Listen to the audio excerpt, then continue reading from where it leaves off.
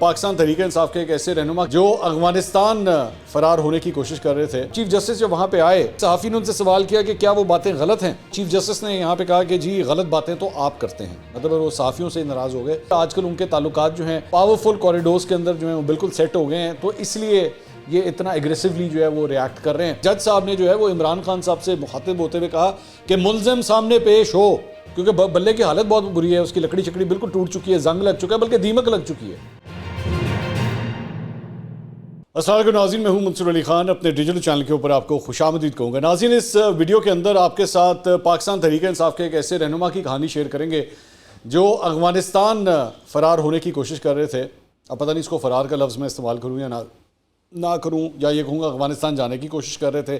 بہرحال یہ سٹوری بھی ابھی تھوڑی دیر میں آپ کے سامنے جو ہے وہ شیئر کرتے ہیں، لیکن کچھ اور دیگر خبریں ذرا پہلے شامل کر لیں۔ ایک تو جناب جسٹس مسرت حلالی صاحبہ، انہوں نے بطور سپریم کورٹ کے جج اپنے عہدے کا حلف اٹھا لیا ہے۔ چیف جسٹس پاکستان جسٹس عمرتاب بندیال نے ان سے یہ حلف لیا۔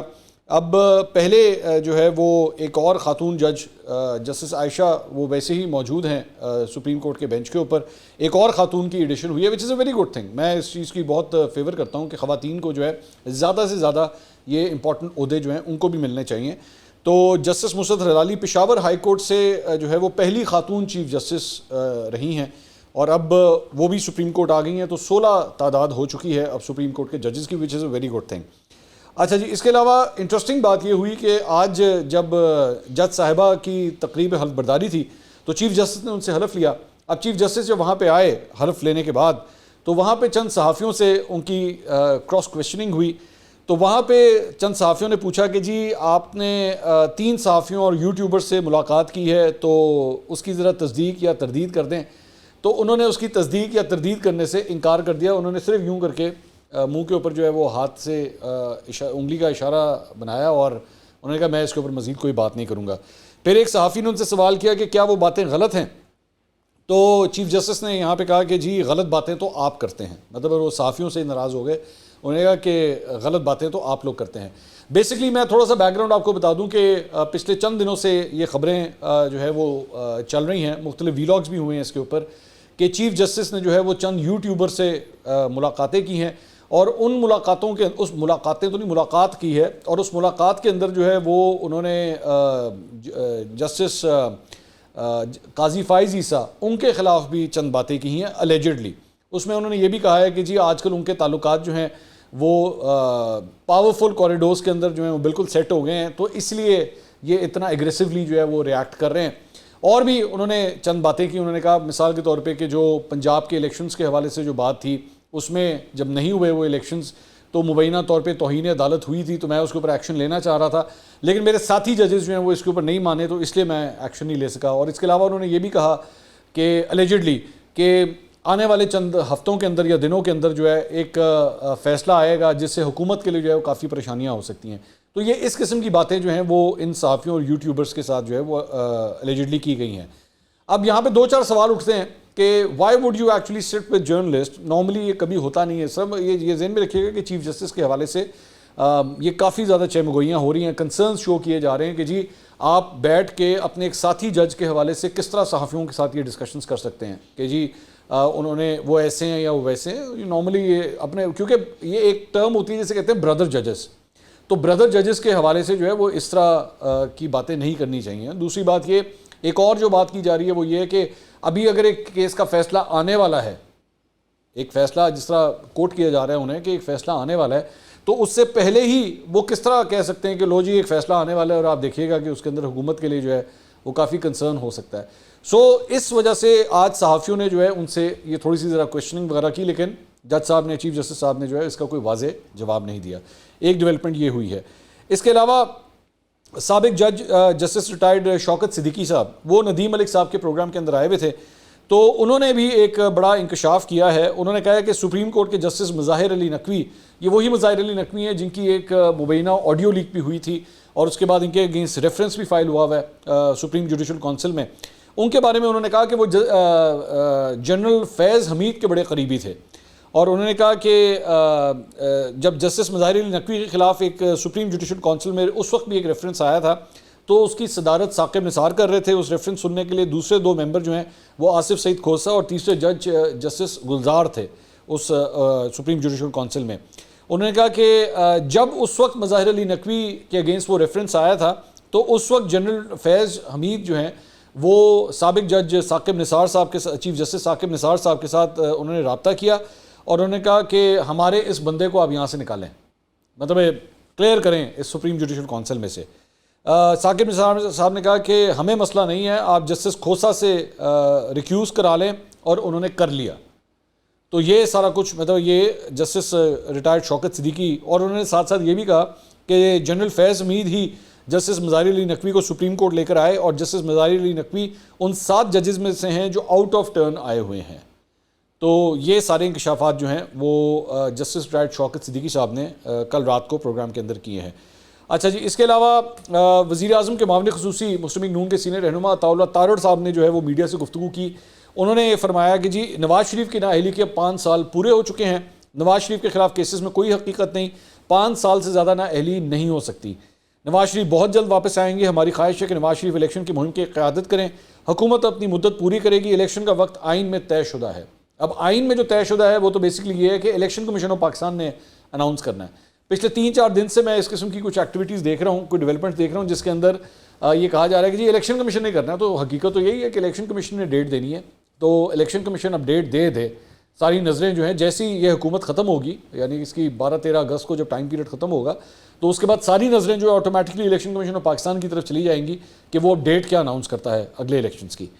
اچھا, جہاں تک الیکشنز کی بات ہو رہی ہے تو مسلم لیگ نون نے عام انتخابات میں جو شیر کا انتخابی نشان ہے اس کے لیے باقاعدہ طور پہ درخواست دوبارہ جمع کروا دی ہے, اور تحریک انصاف پہلے ہی جو ہے وہ بلے کے نشان کے لیے درخواست جمع کرا چکی ہے. اب بلہ جو ہے وہ پورا فل فورس والا بلہ آتا ہے میدان میں یا ٹوٹا ہوا بلہ آتا ہے, یہ وقت طے کرے گا. لیکن ابھی جو حالات ہیں اس بلے کی بہت بری حالت ہے, اس کا جو ہینڈل ہے اس کا ربر بھی پھٹ چکا ہے, بیٹ کے اندر کریک آ چکے ہیں, اور بلے کی جو ہے وہ جس طرح ہٹ ہوتی ہے چوکے چھکے کے لیے وہ بھی نہیں لگ رہی, کیونکہ بلے کی حالت بہت بری ہے, اس کی لکڑی چکڑی بالکل ٹوٹ چکی ہے, زنگ لگ چکا ہے, بلکہ دیمک لگ چکی ہے. میں اس طرح کہوں گا بلے کو دیمک لگ چکی ہے.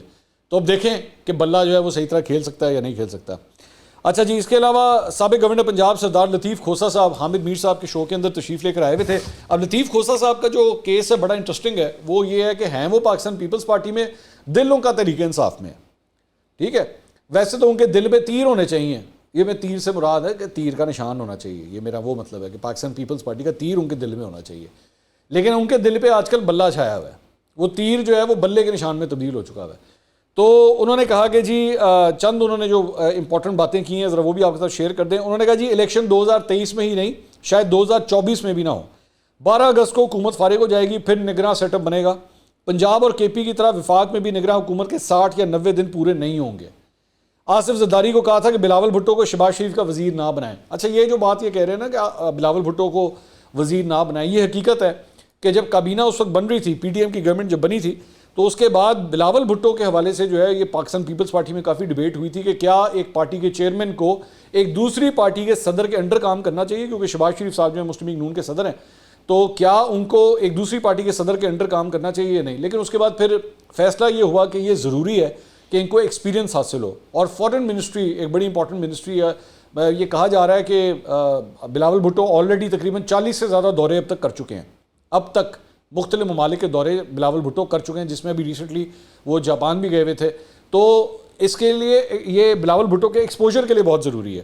اور اگر کل کو انہوں نے وزیر اعظم بننا ہے تو بالکل اپنے نانا کی طرح, آپ ذہن میں رکھیے گا کہ ان کے نانا بھی جو ہے وہ فارن منسٹر ہوا کرتے تھے ایوب خان کی کیبنٹ کے اندر, تو اگر ان کے لیے بھی ایک انٹرنیشنل ایکسپوجر مل جائے تو یہ بہت ضروری ہے. تو یہ اس کا ریفرنس دے رہے ہیں.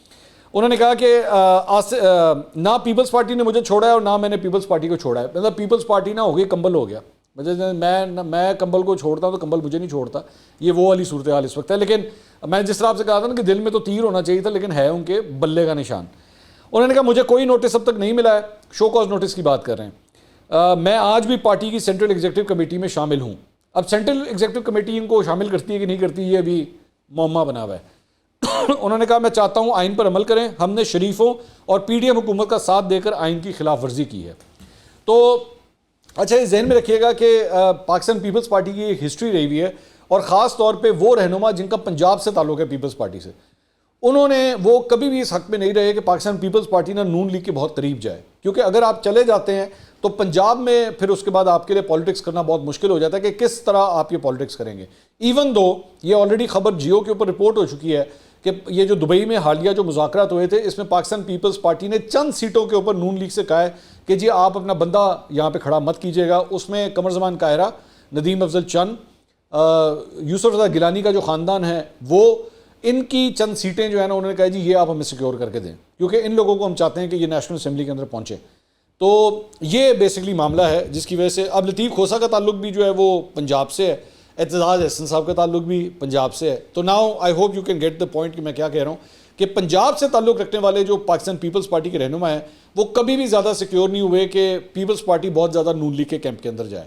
ایون دو جو سندھ والے ہیں وہ کمفرٹیبل ہیں وہ، اور ظاہری بات آپ جانتے ہیں کہ پیپلز پارٹی کی میجورٹی بھی جو ہے پارٹی کی سینٹرل ایگزیکٹو کمیٹی ہو گئی یا اوور آل ہو گئی، اس کا زیادہ تر تعلق جو ہے وہ سندھ کے ساتھ ہے، تو ان کو کوئی فرق نہیں پڑتا. لیکن پنجاب والے جو ہیں نا وہ کبھی بھی کمفرٹیبل نہیں رہے. اس کے علاوہ اسد کیسر صاحب، سابق اسپیکر قومی اسمبلی پاکستان تحریک انصاف کے رہنما، انہوں نے میڈیا سے گفتگو کی ہے. انہوں نے کہا پی ڈی ایم سے پوچھتا ہوں یہ کون سی جمہوریت ہے؟ اگر آپ نے اس طرح کی سیاست کرنی ہے تو مارشل لا اس سے بہتر ہے. اسپیکر کو گلگت بلتستان اسمبلی میں جانے سے روک کر کیا پیغام دیا گیا؟ ویسے یہ بات اسد کیسر صاحب بالکل ٹھیک کر رہے ہیں، میں ان کی بات سے ایگری کرتا ہوں کہ بڑا ایک غلط پریسیڈنٹ سیٹ ہوا ہے. یہ ذہن میں رکھیے گا کہ جو اسپیکر ہوتا ہے نا کسی بھی اسمبلی کا، وہ کسٹوڈین آف دا ہاؤس ہوتا ہے، اس نے خیال رکھنا ہوتا ہے اور آپ اس کا اسمبلی تک ایکسیس کبھی روک نہیں سکتے. لیکن یہاں پہ گلگت بلتستان اسمبلی کو پولیس نے چاروں طرف سے گھیر لیا اور اسپیکر کو جو ہے وہ اندر جانے نہیں دیا گیا. انہوں نے کہا ملک میں آئین ہے نہیں، اس ملک میں کون سا قانون ہے؟ اس ملک کے ساتھ کھلواڑ کیا جا رہا ہے، دنیا میں ہمارا تماشا بنا ہوا ہے، جمہوریت کا تماشا بنایا ہوا ہے.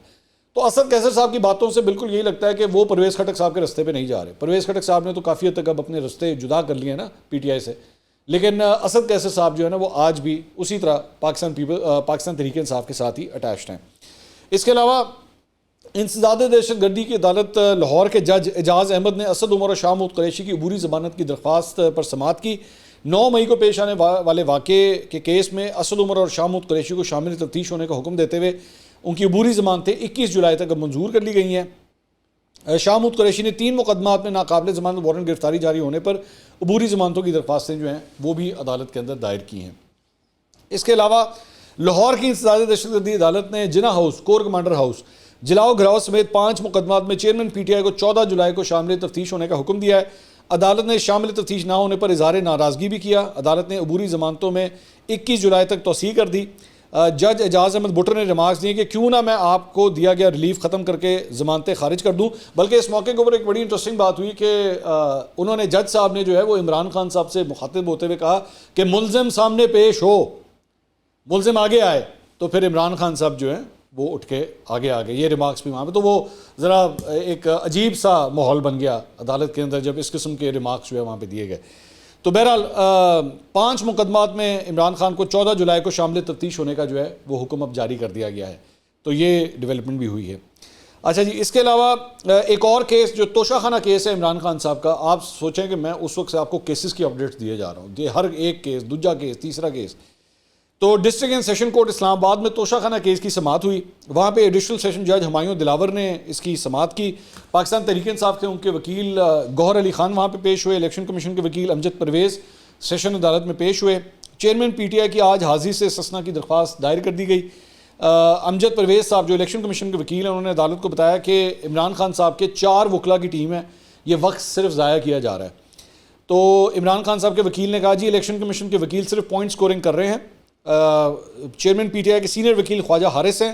گوہر علی خان نے سماعت جو ہے وہ 10 جولائی تک ملتوی کرنے کی استدعا کی. الیکشن کمیشن کے وکیل نے کہا جی چیئرمین پی ٹی آئی کے وکلاء کی جانب سے تاخیری حربے استعمال کیے جا رہے ہیں، ان کے وکلاء کی نیت ہی دلائل دینے کی نہیں ہے. خواجہ حارث کی کوئی عدالتی مصروفیات نہیں ہے.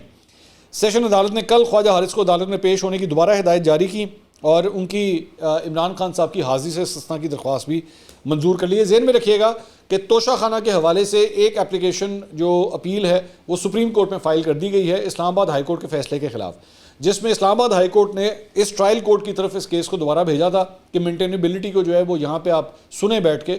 تو اس فیصلے کے خلاف جو ہے وہ سپریم کورٹ آلریڈی جا چکے ہیں. اب دیکھتے ہیں کہ سپریم کورٹ میں جو ہے اس سلسلے میں کیا فیصلہ ہوتا ہے. اس کے علاوہ شاہ محمود قریشی اور اسد عمر 9 مئی کے واقعات کے سلسلے میں آج JIT کے سامنے پیش ہو گئے اور 9 مئی سے متعلق ان سے سوالات کیے گئے. انہوں نے اپنے بیانات وہاں پہ ریکارڈ کروائے. دونوں رہنماؤں کے سامنے 9 مئی کے واقعات کے ڈیجیٹل اور فورنزک شواہد رکھے گئے. سربراہ JIT نے کچھ سوالات کیے اور پوچھا کہ آپ کا کردار کیا رہا, جس کے جواب میں شاہ محمود قریشی نے کہا کہ ہمارا نہ کوئی کردار تھا, نہ ہی ہم ملوث ہیں. تفتیش کے سوالات اور نکات کو میڈیا پر لانا مناسب نہیں. اسد عمر نے کہا کہ پولیس نے 9 مئی سے متعلق سوالات پوچھے اور جتنی ہمارے پاس معلومات تھیں ہم نے دے دی ہیں. اچھا جی, اس کے علاوہ جیو نے ایک بڑی انٹرسٹنگ خبر جو ہے وہ رپورٹ کی ہے اور ان کی خبر کے مطابق 9 مئی کو فوجی تنصیبات پر حملوں میں ملوث خواتین اور 18 سال سے کم عمر افراد پر فوجی عدالتوں میں مقدمہ نہ چلانے کا فیصلہ کیا گیا ہے. ذرائع کے حوالے سے خبر رپورٹ کر رہے ہیں. انہوں نے کہا ہے کہ جی فوجی تنصیبات سمیت سرکاری املاک پر حملوں میں ملوث خواتین اور 18 سال سے کم عمر پر عدالتوں میں ہی کیس چلیں گے, جبکہ فوجی عدالتوں میں سماعت کے دوران ملزمان کو وکیل کرنے کا حق بھی دیا جائے گا. ملزمان کے خاندان کو ہفتے میں 1 روز ملنے کی اجازت بھی ہوگی. اس حوالے سے چیئرمین PTI کا کیس فوجی عدالت میں لانے پر غور کیا جا رہا ہے. یہ میں نے آپ کو کل بھی ایک بات بتائی تھی کہ جو GHQ حملے کے حوالے سے جو مقدمہ ہے اس میں عمران خان صاحب کو بھی اب نامزد کر دیا گیا ہے. تو اس لیے یہاں پہ بھی اب یہ خبر کے اندر رپورٹ ہو رہا ہے کہ ہو سکتا ہے کہ ان کا مقدمہ بھی فوجی عدالت کے اندر ہی چلے. اس سلسلے میں بعض وزراء کی رائے ہے کہ چیئرمین PTI عمران خان کا کیس عدالتوں میں ہی چلایا جائے. حکومت چاہتی ہے کہ وقت پر عام انتخابات کرا دیے جائیں اور اسمبلی کی مدت پوری ہونے سے 4 یا 5 روز پہلے اسمبلی تحلیل کرنے کی تجویز دی گئی ہے. اسمبلی تحلیل کرنے پر الیکشن کمیشن کو 90 روز کے اندر, 90 روز کا مطلب ہے نومبر میں جا کے پھر موسٹ پروبلی الیکشنز ہوں گے. اور دبئی میں ہونے والی ملاقاتوں میں سیٹ ایڈجسٹمنٹ اور نگراں وزیر اعظم کا معاملہ جو ہے وہ ابھی تک جتنی مشکل سے میں نے نگراں وزیر اعظم بولا نا, آپ سمجھ لیجیے معاملہ بھی اتنا ہی مشکل ہی پھنسا ہوا ہے کہ مجھ سے بھی نہیں بولا جا رہا صحیح طرح. اچھا جی, اس کے علاوہ فواد چودھری صاحب بھی آج جناب عدالت میں پیش ہوئے. سرکاری ملازمین کو اکسانے کے کیس کی سماعت ہوئی اور جج صاحب نے فواد چودھری صاحب کو کہا کہ موسم اچھا ہو گیا ہے. تو فواد چودھری صاحب نے جواب دیا موسم تو اچھا ہو گیا ہے, لگے ہوئے ہیں ہم بھی. تو اس کے بعد دستاویزات مہیا کرنے کے لیے چودھری صاحب کی جانب سے ایک درخواست دائر کی گئی کہ جی, تو ان کے وکیل ان کے بھائی ہیں فیصل چودھری صاحب, وہی ان کی وکالت کر رہے ہیں. انہوں نے کہا جی تاحال ہمیں اس سلسلے میں کوئی دستاویزات فراہم نہیں کی گئی ہیں. تو پروسیکیوٹر نے عدالت کو بتایا کہ ہمارے پاس اس وقت کیس کی فائل موجود نہیں ہے, کیس کی فائل دیکھ کر ہی کوئی بیان دے سکتا ہوں. تو فیصل چودھری صاحب نے کہا جی اگلی سماعت کی کوئی لمبی تاریخ دے دیں, 10 محرم کے بعد کی تاریخ دے دیں. تو اس کے بعد اس کیس کی سماعت جو ہے وہ 14 جولائی تک ملتوی کر دی گئی, یعنی کوئی لمبی ڈیٹ نہیں مل سکی. ایک ڈیولپمنٹ یہ ہوئی ہے. اس کے علاوہ پاکستان تحریک انصاف کا نام اور لیڈرشپ کی میڈیا کوریج نہ کرنے سے متعلق پیمرا نوٹیفکیشن کی غلط تشریح کے خلاف ایک شہری جو ہے وہ درخواست لے کے سندھ ہائی کورٹ پہنچے, وہاں پہ اس کی سماعت ہوئی. درخواست گزار کے وکیل ہیں بیرسٹر طاہر علی. انہوں نے کہا جی سانحہ 9 مئی کے بعد پیمرا نے آرڈر جاری کیا, آرڈر کی آڑ میں پوری PTI کا میڈیا بلیک آؤٹ کر دیا گیا ہے.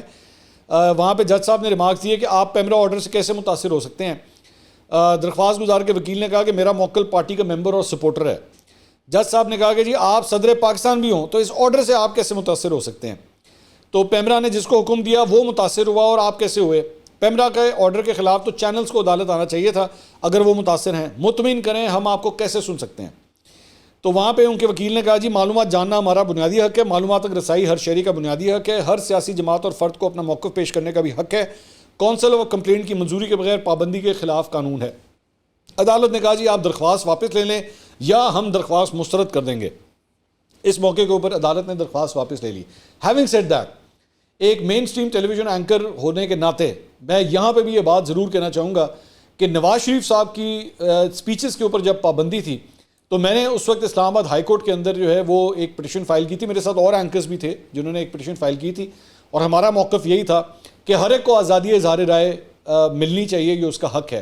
میں آج دوبارہ یہ کہنا چاہوں گا کہ میں آج بھی اپنے اسی موقف کے اوپر قائم ہوں اور میں عمران خان صاحب کے لیے بھی میں سمجھتا ہوں کہ یہ ان کا حق ہے کہ ان کو بھی سپیچز کرنے کا, ان کی کوریج کرنے کا, ان کے حوالے سے جس طرح بھی میڈیا رپورٹ کرنا چاہتا ہے یہ اس کا حق ہونا چاہیے کہ وہ اسے رپورٹ کرے. اور اگر اس قسم کی کوئی پابندی ہے تو میں اس کی بھرپور مخالفت کرتا ہوں. میرا خیال میں عمران خان صاحب کی پوری طرح کوریج جو ہے وہ مین سٹریم ٹیلی ویژن چینلز کے اوپر ہونے کی اجازت ملنی چاہیے. میرا خیال میں اس پہ یہ ماننا ہے. اب آ جائیں جناب پاکستان تحریک انصاف کے اس رہنما کی جس نے افغانستان فرار ہونے کی کوشش کی یا جانے کی کوشش کی, یہ آپ کی مرضی ہے, آپ اس کو جس طرح مرضی لے لیں. تو بیسیکلی یہ پاکستان تحریک انصاف راولپنڈی کے رہنما ہیں چودھری عبدالباسط. तोरखम सरहदी गुजरगाह के रास्ते अफगानिस्तान जाने की कोशिश कर रहे थे, तो वहाँ पे FIA ने उन्हें गिरफ़्तार कर लिया है। ये बेसिकली PTI के साबिक MP हैं, चौधरी अमजद महमूद, ये उनके बेटे हैं और इनका नाम ECL में भी शामिल है, लेकिन इसके बावजूद ये नीवे होकर अफगानिस्तान जाने की कोशिश कर रहे थे। तो FIA हुकाम के मुताबिक इन्होंने यूरोप के लिए सफरी दस्तावेज़ात भी बनाए हुए थे, जिसके ज़रिए अफगानिस्तान से यूरोप मुंतकिल होने का ये कह रहे थे। और ये बताया गया है कि जी ज़रूरी कार्रवाई के बाद इनको रावलपिंडी पुलिस के हवाले कर दिया जाएगा। अच्छा, पाकिस्तान तहरीक इंसाफ के वैसे एक और रहनुमा भी हैं जो काफ़ी देर से अंडरग्राउंड हुए हैं, उनके बारे में भी वैसे ये कहा जाता है कि वो भी पाकिस्तान से स्लिप आउट कर चुके हैं ऑलरेडी, ठीक है, लेकिन अभी तक कंफर्म नहीं है कि वो कहाँ पे हैं। ये वही साहब हैं जिनके बारे में एक हमारे एंकर पर्सन ने कहा था कि जी जब वो फ़ोन पे बात करते हैं तो टूटियाँ चला देते हैं, ये मैं उनकी बात कर रहा हूँ। तो उनके बारे में एक र्यूमर है कि शायद वो भी पाकिस्तान से बेसिकली बाहर जा चुके हैं। अब अल्लाह जाने कि पाकिस्तान से बाहर कौन जा चुका है और अंदर कौन है जो। लेकिन एक बात है कि पाकिस्तान तहरीक इंसाफ का जो चेयरमैन है वो आज तक कम से कम पाकिस्तान में ही है। अगली वीडियो में आपसे दोबारा मुलाकात होगी। अल्लाह हाफ़िज़।